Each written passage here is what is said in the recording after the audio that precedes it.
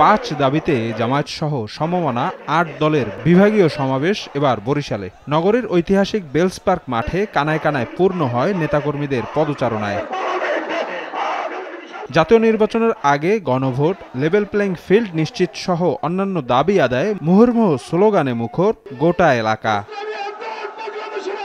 সমাবেশে ইসলামী আন্দোলন বাংলাদেশের আমির বলেন, নির্বাচন নিয়ে তালবাহানা করলে দেশের জনগণই সরকারকে উৎখাত করবে। সেই সঙ্গে বাংলাদেশে আর কোনোদিন খুনি, চাঁদাবাজ, টেন্ডারবাজ, অর্থ পাচারকারীদের জায়গা হবে না জানিয়ে বিদেশি প্রভুভক্ত তাবেদার রাষ্ট্র হতে দেবে না বলেন এই নেতা। দেশকে বিদেশের তাবেদার যারা বানাতে চায় তাদের জায়গা বাংলার জমিনের মধ্যে হবে না। এদিকে ফরিদপুরে গণসমাবেশে জামায়াতের নায়েবে আমির এটিএম আজহারুল ইসলাম বলেন, একই দিনে জাতীয় নির্বাচন ও গণভোটের ঘোষণার কারণে তৈরি হওয়া সংকটের দায় নিতে হবে সরকারকেই। গণভোট এবং নির্বাচন একসাথে হওয়ার কারণে কোনো সমস্যা সৃষ্টি হয় তাহলে কিন্তু সরকারকে দায়িত্ব বহন করতে হবে। অন্যদেরকে ম্যানেজ করা যায়, জামায়াতকে ম্যানেজ করা যায় না।